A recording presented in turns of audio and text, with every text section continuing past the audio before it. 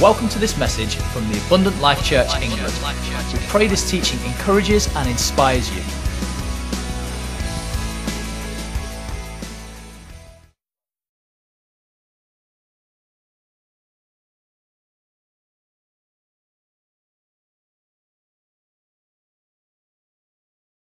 I want to talk to you about thinking, about our thinking. Romans 10:10 says, "It is with the heart that you believe and are justified, and it is with your mouth that you confess and are saved." When the Bible talks about the heart, and Paul there talks about the heart, maybe you know this or you don't, but it's worth saying because the heart is such a misunderstood term. The Bible's not talking about this organ that pumps blood around your body. When you say you've got to have a heart, or I feel it in my heart, that's not the heart that the Bible's talking about. When Paul talks about believing with the heart, and the Bible in other places talks about the heart, as we'll come to, it's talking about the core of your being, the headquarters of your believing. It is not emotional, it is not physical. When we talk about I felt moved in my heart, it's really an anomaly because when the Bible talks about the heart, it's not dealing with something that feels emotion. That's more to do with your soul and your emotions. So we've mixed up our terms, and I think that's why I want us to be on the same page at the outset. We're talking about the control center of your life. Psychologists call it our subconscious mind because they're not comfortable with the term heart either, knowing that we may all think different things. So to call it the subconscious to them is a more comfortable term, or the inner mind, or the authorized version sometimes used to use the term the inner man. And I used to hear messages about the inner man when I was a young believer and thought, what the heck is the inner man? And what they meant was the heart, or the subconscious, or the inner programming. Psychologists say, and there's much research for this, so we ought not to be, we ought not to be negative or cynical about psychological studies. I think in the last 20 years there's been massive scientific psychological breakthroughs. The problem with it is most of it is unknown to people like you and me. It's known to scientists and people in that field.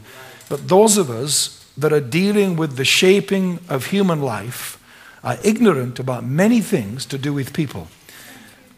So I'm interested in what psychologists have to say, and I cannot turn my nose up and away from well thought through psychological tests, experimentations, and pure factual science because I prefer the anointing that fixes everything. I think we've got to go and redeem our brains because a lot of things that go on in your life and in the church are not, demonic conspiracies against you. It's that somebody's just not using their brains and thinking things through. There is much research that's very well established. Again, we're unaware of it because we're not in that world. That your cells, your genetic cellular makeup is not what governs your life, physically, mentally, or emotionally. When we talk about you have a cancer cell or an obesity cell, or whatever, and I understand that things can pass genetically, physically, and so on, generationally down. I'm not negating that, but I think that language to the layman has made us feel that you are your cells, you are what you inherited, and therefore many people in life enter into a victim mentality because they feel this is me. This is because where I was born, or my environment, or my physical shape is not good because of genetics or because of whatever. There's much scientific research that's very exciting to prove that you are not governed by your cells' cooperation or non-cooperation, or them being strong or weak, but that scientists suggest to us now that your cells respond to you. You don't respond to them. That cells are changed in their very consistency. Cells are changed by how you view life. So if that's true, it is possible to say to anyone, you can change your life. And it doesn't need you to have a change in your circumstances, though that's good and that's what we would love for many people. And we're trying to improve many people's circumstances in our helping of the poor and the needy in our communities. But when Paul talks about the heart, he's talking about the very core of what makes you and I tick. It's interesting because I was talking to a pastor in his 50s in the States this weekend. I was in Texas, and he said, when you talked about that, I taught this principle to these leaders there. He said, when you talked about that, he said, I had a complete flashback of something I remember learning when I was exactly 8 years of age, that he said came up in my mind today, and he said, I didn't remember how long I'd known that for. But he said, last night when I went home, I felt hungry. And he said, I went to the cupboard and I took out of the cupboard the same cereal I fell in love with when I was 6 years of age. He said, I still buy it. My kids laugh at me, he said, but I love it. He said, and I wonder how many more things do I have in my life that I fell in love with or by default took ownership of. Because between 0 and 8 is your most formative stage of life and the one at which you have least resistance. Which, now, being grandparents, Glenn and I, and watching the raising of our grandkids, we've done our best with our kids. But you remind you all over again that they're very smart. And what you don't think going in is going in. And we have a few short years to hand to them a belief system. And whether you, in your midlife and late life, are a positive or negative person was not decided when you reach 50. It's decided in your childhood. Whether you are optimistic or pessimistic is decided in the formative years of your upbringing. Whether you are fearful or you are bold and risk-taking, whether you are stingy or generous, whether you are funny or more serious and intense, whether you are confident or shy and insecure, structured or more spontaneous, forgiving or grudge-holding, your attitude to strangers, other ethnicities, your manners, your attitude to money and to the opposite sex and to authority are all determined between 0 and 8 or at the most 10 years of age. As we age, our belief systems dominate our lives, relationships, and attitudes unless we challenge them. Some people in your church and in our church, every time we have a public service, because we get letters to let us know this or get conversations that feed back to us, as do you, come to your church for the first time and they hate it. And some of them let you know. The ones that hate it tend to let you know more than the ones that loved it, don't they? And you get a letter or some comment and they let you know the things they didn't like. And I've had letters from people that hated our church, and in the same postbag a letter from someone that, for all I know, could have been sat right next to them that loved it. Yeah, that's true. Isn't that weird? Yeah. What I've realized is that whether they loved it or hated it was nothing to do with us. Or what we did or didn't do in the church that day, because we were just doing what we always do. But it was to do with the belief system with which they arrived. A pastor said to me in Texas, again, being in the Bible Belt, you don't open your Bible much when you preach. He said, I'm used to many more Bible readings, and I think he meant actually opening something that was leather bound, not an iPad or an iPhone. I think he meant, showers that you're opening the good book kind of thing. He said, you don't open the Bible much. He said, or quote it much. And so, that's interesting. I said, well, are you from here? He said, yeah, I'm from here. I said, you mean the Bible Belt? He said, yeah. Well, I said, I think the Bible Belt way of communicating to church-going people is one thing, and I suppose has much more of that than I would bring to you. But I said, I don't do church in the Bible Belt. I'm reaching people that are unchurched, have no respect for the Bible, don't know the first thing about the Bible. And I said, if I want to convince people that they would be helped by changing their thinking, I can't quote Romans 12. Renew your mind, be renewed in your mind. be transformed by the renewal of your mind. I can't quote that and it be a done deal and they all nod and say amen. I can't do that. Because they don't know what Romans is. They don't care what Romans is. And that scripture makes no sense to them. So I can use that scripture, but I have to, like a lawyer, reasoning my case with a jury that's against me, I have to, and you understand this in England, I have to reason my case with more words and different approaches because I'm dealing with a skeptical jury. I don't have this church-going culture that's already on my side when I stand up to speak. So I said, that's probably why I've adapted my communication style to the context that I'm in. I said, in other words, my belief system about how to communicate has been shaped by the culture and environment I'm in. And sometimes I forget that when I'm in a different culture like yours, maybe that's not as popular. But I said the gain of this conversation is maybe you realize that communication is not a one-size-fits-all, and biblical is not reading a verse. But biblical, like leadership, is not numbers and longevity. Biblical is the spread of what we are saying biblical? Is it sound? Can we ground it in the Word of God? Is it in keeping with God's nature and character and will and ways?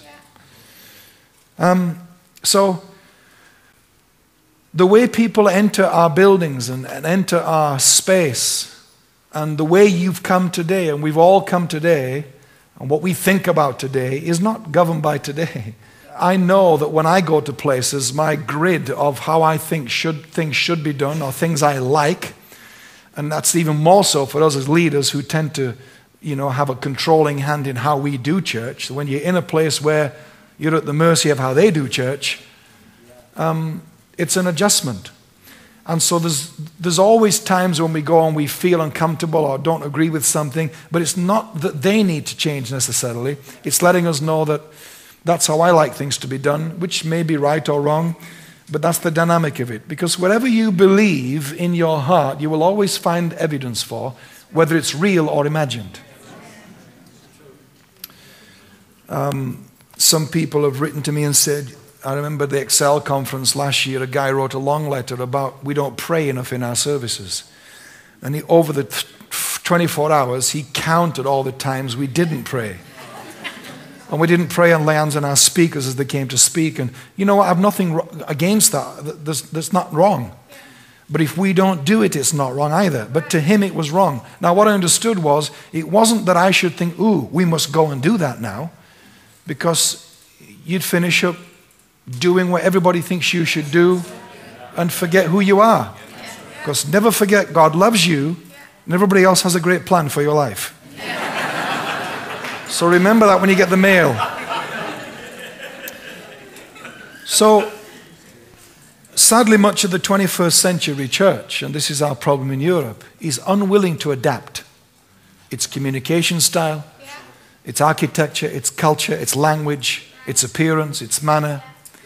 It's unwilling to adapt because they fundamentally have a fixed belief system about how church should be. And therefore it's become about us and our ways and our styles which are sacred, not about those that we're reaching that don't really care about what we call sacred, and neither does God.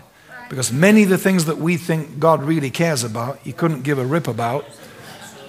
He doesn't care what version of the Bible that you use, or whether you speak in tongues in the service, or prophesy, or have angels river dancing on the duvet every third service, or you glow in the dark, or you talk for 40 minutes about the offering, or you have people raise their hands, or you baptize them in the name of Jesus, or Father, Son, Holy Spirit. God's like, you know what, guys?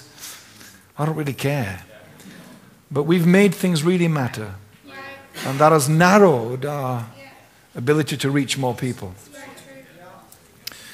In the 1950s, the iPod of the time was a phenomenon called painting by numbers.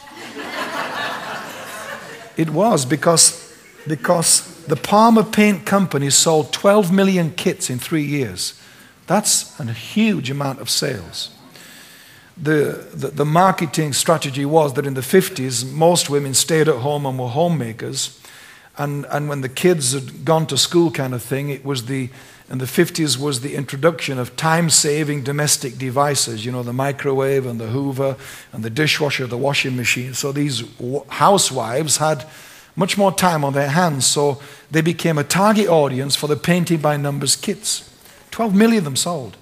There was mixed response because while people were happier that these people at home were doing something with their time and expressing something creatively, the concern was, but they are not really being creative because someone else chooses the colors. You know, this is 8, it must be orange. This is number 4, you paint it green. And so, whilst they were painting, the colors were the same across the 12 million kits. I think our belief systems are like that. I think someone told you, you paint this orange, that is always green, that is always blue. And years later, we don't know why we tell people that, because we're not even sure that we believe it. And that's why I say, unless we take our belief systems off autopilot, I think that's how it will be till the day we die. And I think if Jesus did anything, he absolutely challenged the status quo of why is 8 always orange. And they hated him for it, and many loved him for it. But that's what he came to do. But he's continuing to do that today in the church all across the world. The sad thing is much of the church is not listening because we're married to our painting by numbers idea of how things should be. And if we learned one thing reinventing this church, it was that most things could stand a reinvention. Very few things we left alone. And all that were reinvented became better and bigger and more effective with their reinvention. But all the drama we had deciding 8 is not going to be orange. I think we'll try yellow. I think we'll go for purple. And we lost hundreds of people because we changed the colors. That's scary. The Bible talks about thinking with your head and thinking with your heart. Proverbs 26:6, eat not the bread of a stingy man, for as he thinks in his heart, so is he. He says to you, eat and drink, yet his heart is not in it, because he begrudges the cost. Proverbs 28:22. See how I'm quoting the Bible today? Wow. A stingy man is eager to get rich, but is unaware that poverty awaits him. Wow. What's interesting is that Solomon has observed this dichotomy in some people, which I guess he battled within himself too, and we all do. That Solomon had observed that you can be a person appearing to be generous because that is more popular, that is more socially acceptable. You have more friends if you are more generous. And so this man, this stingy man, is trying to appear generous. But because he's stingy in his belief system, he's a stingy man, he's not a generous man, he's a stingy man. So he's telling you this is his type. He's a stingy man, but he's appearing generous by saying, please come to my home and eat my food and drink. But as you are doing what you think he means for you to do, he's having a problem inside as you take advantage of his generosity. You could fling open your church doors wider than ever like we did to people your church has never included. And people come, and God thinks that when you sang the song and when you shed the tears for the lost, he thought you meant it. So when they come, in all the shapes and sizes that we didn't know they would come in, people began to freak out. So though we were appearing to have a large heart, what actually happened is they proved we had a small heart that didn't allow for their type of person in our church. And that's why churches often default to the same type of person, because our compassion becomes comfort driven rather than compassion driven. It's comfort to have the same people around you. I understand that. It's a social phenomenon that we gravitate to those that we feel comfortable with. But God's comfortable with every type. And because of our belief systems from childhood, we have types that we are uncomfortable with, but we don't know why we are. We grow up with bias and prejudices that we don't know where we got them from, but we struggle and we're in our 30s and don't know why we're offended and upset and uncomfortable by that family that started coming to our church that just don't comply. They're just not fitting into how I like people to fit in. It's not tidy, they're not polite, they're not cooperative, they are resistant, they seem awkward, they have a lifestyle I don't approve of. And our whole preaching is about increasing our circle of love and loving all. You know, when we started that with crossing over, just 2 or 3 people on any given Sunday could absolutely melt our church down. You know, 2 or 3 people that were effing and blinding in the car park or the foyer or out loud in the service. And I'm not advocating, you know, foul language, or I'm not doing that. But my point is that it was as if God was saying, well, one of those people freaked you all out. You telling me you want thousands of them? Are you kidding me? One person caused upset, and on the basis of one person using an F word, 3 families left. What do you want me to send you? People that are all cleaned up and, you know, look nice and neat and polite and handsome and love people. And what do you want? What is it you want? You know, I understand, I'm not a fisherman, but I have fished. But I understand some of you go fishing. I understand that you catch the fish and then you clean the fish. What in the church we want to do is we want to clean the fish, go into the water, negotiate with them to change, to behave themselves, to not smell like fish, behave like fish, to gut themselves and appear like a fillet. So they arrive like a nice piece of haddock. But that piece of haddock you eat didn't start like that. But we want the church to be filled with haddock fillets. We don't want to deal with the fish. But Jesus said you can't do that. He even said the kingdom's like a net that trawls the world and pulls up all kinds of stuff. And he said at the end of the age, they all get sorted out. Not in commitment class. Not in the car park. Not in the if looks could kill point arriving in the church circle.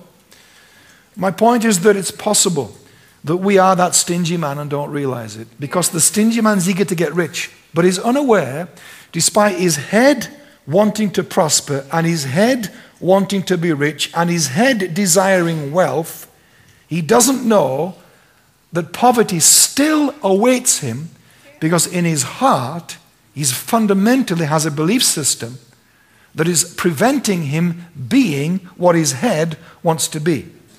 Believing in your head is worthless if it is not in line with your heart inner belief system. Because you can change your mind many times through the day, but your belief system, by its nature, is fixed and does not sway, is not moved by feeling or emotion. To change your belief system, you have to do much more concentrated effort work to change how you believe there in the heart than this shifting mind that changes every 5 minutes. That's why God's writing his word on your heart, not your head. You can confess prosperity all day long, but if your belief system is stingy, lack, and selfishness, you will never have prosperity. I think we've confused 2 words that will be helpful to separate out. We have assumed that faith and belief are the same thing, and they're not. Right. Faith is the evidence or the manifestation or the expression of what you are believing about. Right. You can't have faith for anything you don't believe in your heart. The proof of that is that we have this name it and claim it culture that's, you know, I'm not being derogatory to those people. I'm just giving you a term that puts us all on the same page instantly, where we tell ourselves, if we say it enough, confess it enough, it'll happen. You know, I confess I'm debt-free. I confess I'm going to get a pay rise. I confess I'm going to be walking in divine health. It's this name it and claim it thing. And yet, still, by and large, many of those that subscribe to that system of faith for life and know the Word and know every scripture on faith, live defeated lives, live in debt, are sick, can't get on with people and so on, and yet have this huge faith vocabulary and faith culture they were raised in, but you can't faith anything into being. You can't have faith for something that you have a flawed belief system about. You all okay? The whole binding and loosing thing, someone asked me about that. It's a long time since I heard that term.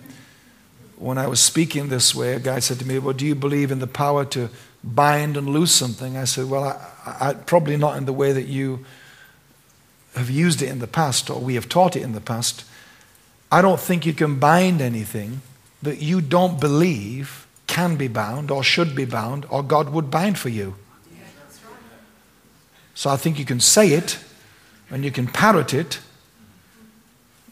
but if you don't believe because of that belief system that you don't know is even in there, you know, you can try every diet in the world to lose weight. But maybe what you need to do is change your belief system about food, about lifestyle, about exercise, about maybe you from 0 to 8 had a belief system that you didn't ask for but was put into you about food, what about money, what about people with money. I grew up in a very socialist home that was riddled with envy, conversations all the time about people with money, hatred, bordering on hatred, about people of a different color. And I'm growing up in this. And it's monkey see, monkey do. Our kids have no resistance to not knowing that that's not normal. How many more things? I mentioned obvious things. But how many more things that are more subliminal and more subconscious? You know, we'd rather work 3 jobs and exhaust ourselves trying to have a few more quid to get prosperous than maybe do some work on the inside. And stay with the one job you've got. Examine your thinking in your heart, your belief system about money and prosperity. And, you know, I can, and others, and not just communication through teaching, but through books or worship songs or conversations or counsel, tell you till the cows come home that God loves you. And you can say, I know God loves me. And you can tell others that God loves them. But if you don't know in your heart that God loves you, you can only know the love that you believe in. And I think we've had this thing where we think if we say it enough, sing it enough, get exhausted enough trying to sustain our conviction about it, then that's how you keep those things in your life, and it's not. You know, your subconscious mind keeps you alive. It controls the whole chemical factory of your body. The release of hormones that you don't know you're deficient in. The boosting of your immune system when you don't realize you need that and you don't know yet your body's fighting infection. Your body does that with no reference to you. It doesn't need cognitive thought to remind it to do that. Otherwise you die with an infection you didn't know you had. So the subconscious mind, which is the same thing I'm talking about here, this inner core of your believing is fixed, and you should be glad it's fixed because it's what's keeping you alive. It doesn't mean it can't be changed, but it does mean that it doesn't change like your head changes. So if you think, well, I've got some new information, I've got a new book, a new CD, went to a new conference, went to ALC Network today. Yeah, that's why people come to a conference, then go back to their church and try and do what they saw in that church. And then there's a riot in the church. And it just doesn't work. You cannot take something you see in a conference and bolt it onto your church when the belief system in your church is against what you think they're just going to buy into. You have to take time to change the whole culture. That's why I did that pack on leadership and culture, because unless you change the culture, now you can suggest new ideas because you've done the groundwork to culture people into a place where they're cool with that idea. But often we're bolting new things on old things that we haven't tackled, and we wonder why nothing ever works, and we get frustrated and exhausted. Or we go around the world picking up bits from everywhere thinking, maybe that's what I needed, and the people are worn out. And what's happening is we are trying to faith something that we don't really have people who believe in that yet. Or even we believe in it yet.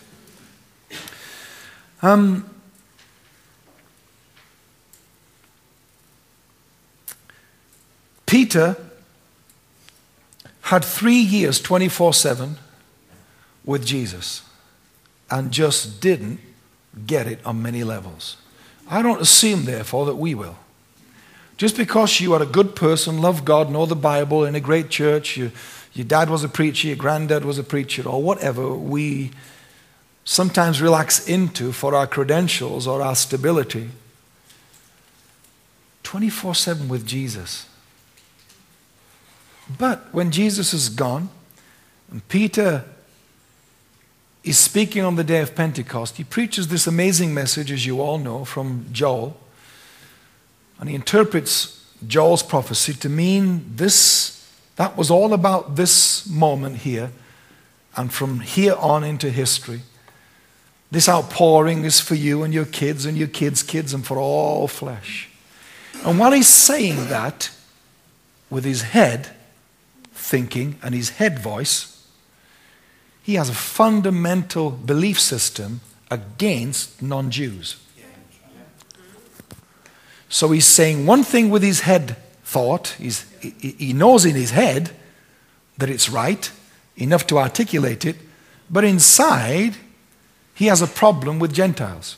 Now we know that because he was so mixed up about it that Paul said, I confronted Peter to his face, because he was so playing fast and loose with the Gentile Jew thing that, he's in Antioch and he's hanging out with the Gentiles, and that his best mates and they're high-fiving and hanging out because he was the only apostle and Jew there. But when some of his colleagues came down from Jerusalem and see him, he knows they're going to see me hanging out with the Gentiles. He now cancels his appointments tomorrow with them. I can't do breakfast tomorrow, sorry. And he appears like he's not socializing with them, that there's some lesser life form. And we are the elite, and we are the ones that Jesus came for, and we are the chosen people. And he goes back into all that Jewish software programming in him from his youth and just doesn't get it. And Paul said, this is not right. And Paul understood that Peter had a theology that was all-inclusive, but he had an exclusive lifestyle. We're very capable of that as a church, because that's what we did here. We had an all-inclusive theology in our songs and our prophesying and our praying, but we were very exclusive, and you could tell by looking at our church. You'd think Bradford was white middle-class people, because that's all that was in our church. And they need God like anybody else, but they're not the only people in town. So if you were trying to identify what city is this church from, but you didn't see the city, you saw the church first, you would not have thought Bradford. Because we had no black people, we had no Asians, we had no poor. And you think, these must be in the stockbroker belt of the Midlands somewhere, you'd have thought. Looked at the cars outside, the decor, the dress, the behavior, and you think, I wouldn't have thought Bradford, no. There was no Bradford-type looking people in there. Because though we had this language of reaching all, we were not. And churches can do that for decades. And kid yourselves that you're making a difference. Because if you sing about it enough and cry about it enough, I think we have a way of kidding ourselves that we're really doing something about it, and we're not. And then we get really, really excited and go overboard when one drug addict comes to Christ. And they become the token trophy proof that we're reaching all types. 3 years with Jesus. And then years later, he is set up by God with this visitation, these 3 times, this sheet comes down with what he would consider unclean animals, him not knowing it's not about animals, it's about people for God. And he says, no, I would not eat that stuff. I would not, even though the voice said to him, rise, kill and eat. No, I don't do that kind of food. And in the sheet must have been pork and whatever else Jews don't eat. And I don't do that. How good am I? Was, I think, the vibe from Peter. And the voice said to him, wrong, wrong, wrong, wrong. Years later, still, Peter, we got to work on this. Don't call anybody unclean that I love. Now, while he's waking up from that, the 3 guys are at the door, sent by Cornelius, to whom an angel appeared. So you know God's not got a problem, because he's sending angels, because no one will go to him. God sends an angel, because the people won't go, so an angel has to go. So the angel says, here's the address, here's this guy, go find him, and these 3 guys go. So Peter's like in a trance on the roof, but as he's walking to Cornelius' house, he's in a different kind of trance, thinking, I don't believe this. If James finds out, I'll be in so much trouble. I'm so out of my comfort zone. Nobody knows. That wasn't the day of email, where you could just waz an email to James saying, hey, never going to happen today. I was on the roof, had a trance, 3 guys came, angel appeared to Cornelius, gave him my address. You couldn't email, and James comes back saying, cool, go with it, Peter. Couldn't do that. So you're living in this vacuum of not knowing what's going to happen, what will someone think. I can't get instant feedback. I'm on my own. I'm rehearsing the scenarios of what might or might not be said, and he's there. Cornelius' house, possibly hundreds gathered. Not only are they Gentiles, they are Roman soldier. He's a centurion. Talk about enemy. And Peter's having a complete freak out. And Peter stands up and says the most amazing thing. He said, I now realize how true it is that God is no respecter or favorer of people. To which I look at that and think, what do you mean now? You were 3 years with Jesus, who reached all kinds of people. But then you remember, hang on a minute, these were the same guys that stopped someone casting out a demon because he wasn't part of their group. So you realize Jesus is dealing with this desire to do ministry, which they were doing with him, but the inability to let you do ministry because you weren't approved by their group. Flip side is, better the demons stay in than somebody not in our group cast it out. How exclusive is that? Which is what Jesus knew he was dealing with. I now realize how true it is. Yippee.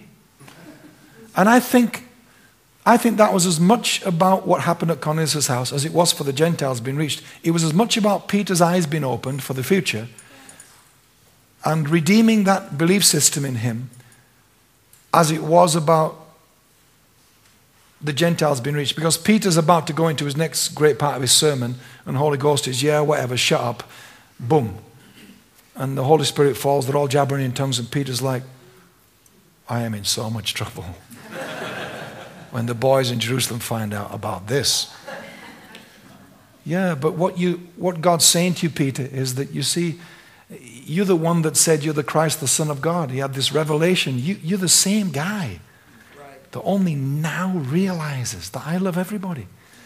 And that you've been exclusive because you can have faith for it in your head. You can preach a sermon about it. But it's the belief, core belief system that is really where radical, sustained change takes place. I finish with this interesting thing I read recently, true story. In the 1940s, there was a very famous high-end nightclub, I suppose for want of a better word, in Hollywood on Sunset Boulevard. If any of you have been there, just down the street from the Chinese temple where all the stars have their names in the pavement and so on, that part of Hollywood. It's a bit of a dumb and not very safe these days, but back then it was the place where all the stars hung out. And this club was called the Magic Castle. It was the most world-famous club based on magic, and illusionists in the world came there, kind of like some of the high-end Vegas shows I suppose you get now. And the best magicians and illusionists in the world were brought into that place. And many Hollywood stars and music stars went to that club because they had an exclusive policy that did not allow paparazzi, and they forbade cameras and so on. So people felt they could go, movie stars and so on, and be left alone. And this place was the place to be. And they had the most amazing illusions and illusionists in the world that money could buy and hire. On the door of the club, when you got out the car, pulled up in your limo or whatever, was the most amazing Cary Grant that was one of the biggest stars from, the early 1900s through to about the 1960s. And I remember Cary Grant. Am I aging myself here? He was an Englishman from Bristol, a very debonair, suave, handsome guy, spoke with a beautiful English accent, and they had the most amazing Cary Grant look-alike on the door, opening the door for people, speaking in this polished accent and very polite, and people were just so, from the moment they arrived, they were into the whole thing, loved it so much that they'd gone to the expense of getting this brilliant look-alike on the door, and then everything else from then on was just like an amazing experience. And the club was famous for years for all of that.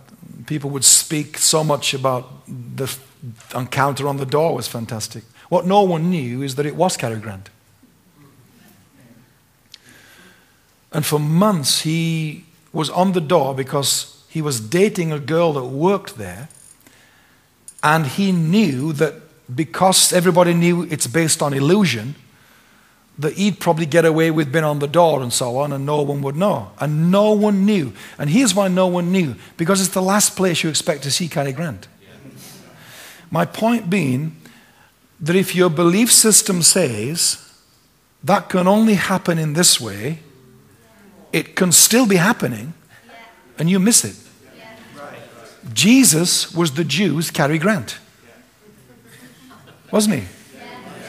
Because he appeared as a doorman instead of appearing as the conquering Messiah that they said that's how he appears. And because he came and was born in the wrong place and was born to the wrong family and was raised in the wrong postcode, and because he hung around with the wrong people, and because he preached the wrong stuff, he couldn't be Cary Grant. So Cary Grant's there, but no one asked for an autograph because it can't be him. And Jesus is here, and John puts it this way: he came to his own, but his own did not receive him because he didn't come in the package his own said it should look like. And my point is this, that your belief system and mine can be so whacked that we can even be experiencing the breakthrough and still be begging God for the breakthrough. It's like Peter is released from prison, supernaturally the chains fall off, the door flies open, the guards are in a coma, the angel knocks him and says, "Put on your shoes, we're out of here." He's like, whoa. He gets to the gate between the prison campus and the city, a big iron gate, the Bible says, which of course is locked, as everything else was locked to this point. It says the gate supernaturally flies open by itself. So Peter's chains fall off supernaturally. The prison door supernaturally unbolts. The guards are supernaturally asleep. The gate to the city supernaturally flies open. Then what happens? He spends all night knocking at a door where the church are having a prayer meeting to release him from prison. You think, hang on. Two things. One, God will never open for you what you can open for yourself. Secondly, when the girl saw it was Peter, she shut the door, went back and said, "Somebody at the door says they're Peter." Nah, can't be. Because in her mind, Peter's in prison. We've only been praying for 20 minutes. This was going to be an all-nighter. God couldn't do it so quick because it's such a big thing to ask, I suppose, is what she's thinking. And so she shuts the door, even though he said, "I'm here, let me in. God's answered your prayer," and they all keep praying. And I wonder, they missed Joseph the same way, they missed Moses the same way, they missed David the same way. They were all the Cary Grants of their day that came in a form and from a family and a postcode and so on, that people like you don't come from. And I think we've been so narrow because of our belief systems over the decades in this country of how church should be, of what God can and can't do, of how it should look if he does do it, of who he should use, of who we favor. And God's like, I'm not even playing that game with all of you. And when you've finished, and that could be 20 years later, when you've all done, I'm waiting for us to get on with it. You know, the Israelites were free from Egypt, but they had a slave's belief system. Huge problem.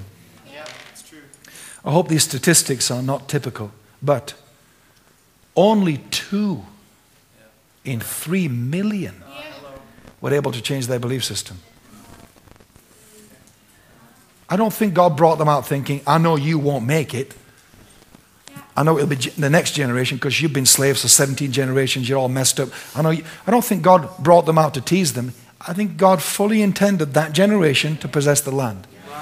But they could not uncouple from this inner belief system about slaves, victim mentality. The moment something goes wrong, they complain and want to go back to the comfort of bondage, because there is such a thing. And so God got them out of Egypt, but couldn't get Egypt out of them. Only 2, Joshua and Caleb, only 2 could change their belief system and stop thinking like slaves and begin to think like conquerors, occupiers, possessors of the future. So I don't think it's certainly not impossible to change our belief systems. I don't want to be negative about that, but I neither want to be casual about it, because I don't think if I'm casual about it, you'll think changing your mind is enough. And I'm not describing that today. I'm describing changing of why do I think that way? Why do we have to do that way as a church? Why can't we do that? Who says we have to do it like that all the time? And you'll find behind that is someone's, maybe not yours. You know, I grew up under certain belief systems, some of which have been brilliant for my life and my future, and some of which I've had to tackle and rethink and think, well, maybe that's not good for the generation I'm now reaching. And I have to renegotiate old things, which is not easy to do when those old things served you well for a season. For more information about our teaching resources or to download our weekly MP3 messages, visit alm.org.uk.